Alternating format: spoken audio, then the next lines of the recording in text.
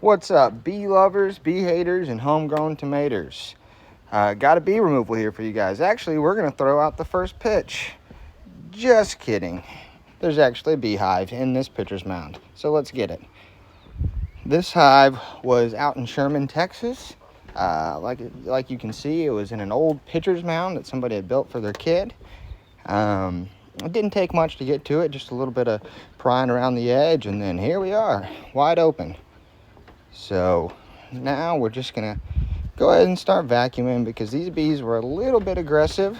So I wanted to go ahead and reduce their numbers to kind of keep me from getting stung as many times as I could avoid.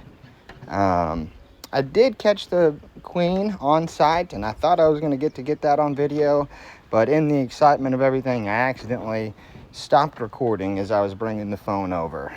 So that's unfortunate, but we did get the queen, and you will get to see her in the queen cage here in just a second.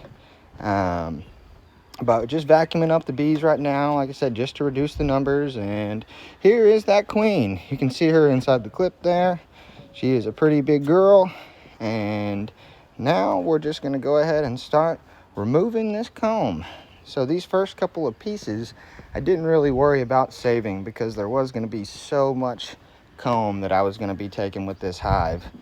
It just helped get it done quickly, and it didn't really have anything important on it anyway. But now we're about to start taking off the big stuff. They had about 7 frames loaded down with brood. So this colony was pretty large for a feral colony. Not the biggest we've ever seen, but definitely had pretty good numbers. A lot of bees, a lot of brood, and they were only going to grow. They had plenty more room to grow into this cavity, so they were only going to get that much bigger. But this homeowner was not able to mow in the backyard or do a lot of things around this area without getting stung, so we decided it was best to go ahead and pull it off. So we got the last. I had to run to the truck there and grab a couple more frames with rubber bands on it. But you can see that big ball of bees there, and they're really kind of coming out, and they actually ended up just most of them wandering into the box where the queen was, which was the goal.